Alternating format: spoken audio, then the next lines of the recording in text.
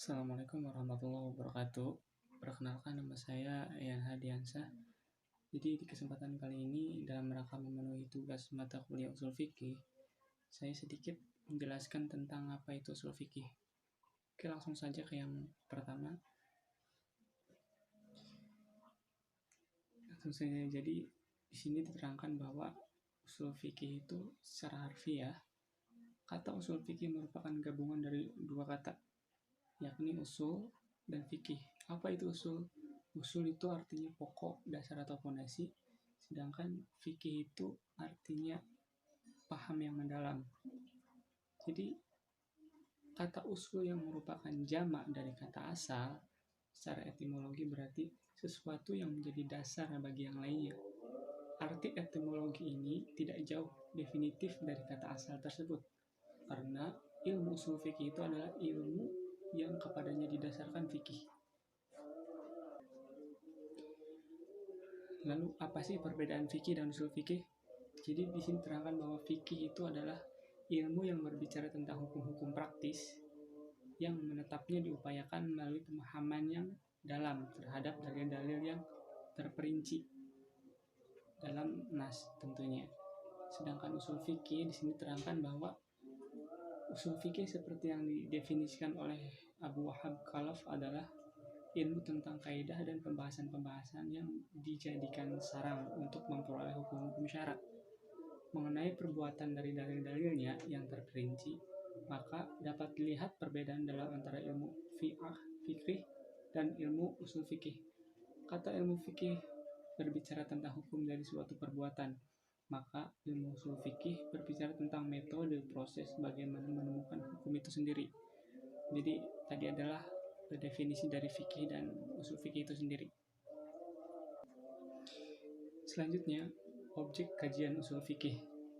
Di sini diterangkan bahwa objek usul fikih itu merupakan metodologi penetapan hukum-hukum yang berdasarkan pada dalil-dalil ilmiah tersebut yang bermuara pada dalil syarak ditinjau dari segi hakikatnya, kriterianya, dan macam-macamnya.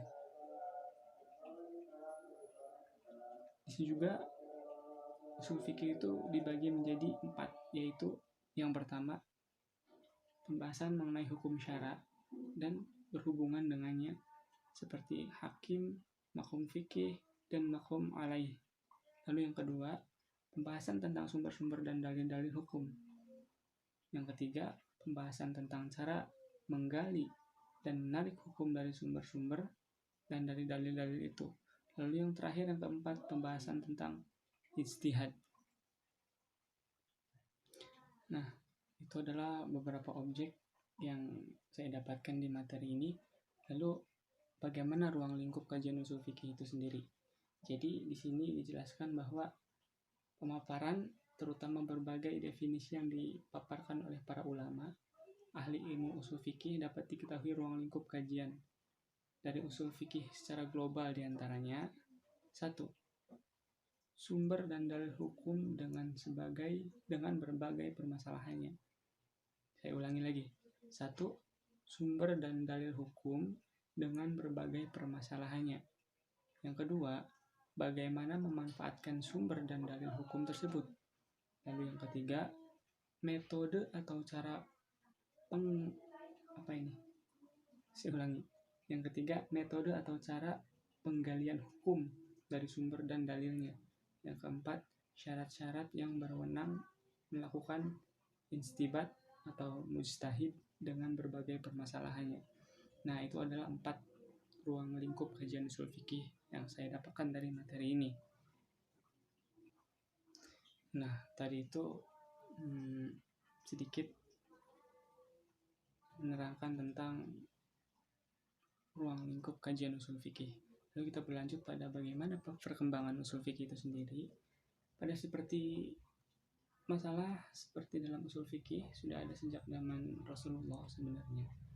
Dan sahabat seperti ijtihad, qiyas, nasak, dan taqis.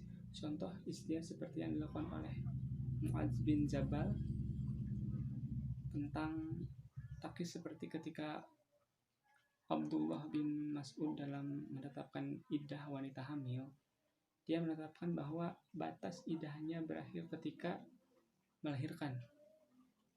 Pendapat tersebut didasarkan pada surat At-Talaq ayat 4 dan 6. Menurut ayat tersebut turun setelah surat Al-Baqarah ayat 228.